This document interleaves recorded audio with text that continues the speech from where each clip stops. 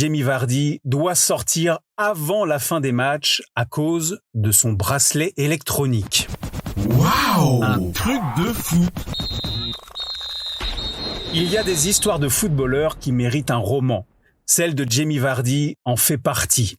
La vie de l'attaquant anglais emblématique de Leicester regorge d'anecdotes. Voici l'une des plus incroyables.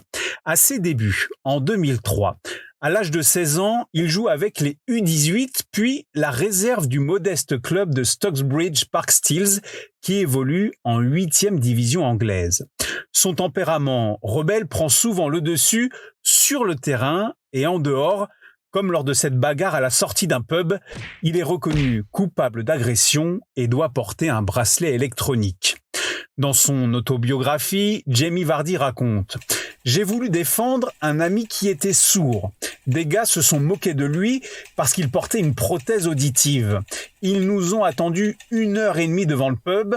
Ils ont commencé à le frapper et je ne voulais pas rester là sans rien faire et le laisser prendre une raclée. » Conséquence de ce bracelet électronique, le serial buteur doit être à son domicile à 19h tous les soirs, y compris donc les jours de match. Son entraîneur doit le sortir avant la fin de la rencontre pour qu'il puisse être rentré chez lui à l'heure. Jamie Vardy se souvient de cette situation qui dure 6 mois.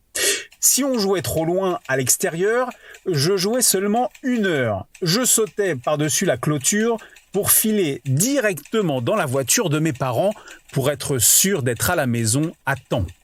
Et quand on lui demande s'il n'a pas peur de casser son bracelet électronique, il répond « Non, il n'y a aucun moyen de le casser.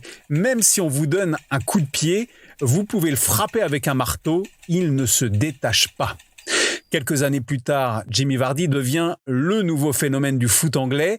Il ne porte plus de bracelet électronique, mais le brassard de capitaine, comme de temps en temps à Leicester. Waouh! Un truc de fou! Ta dose d'anecdotes sur l'histoire du football à retrouver en podcast sur Facebook, Twitter, Instagram et sur untrucdefoot.fr.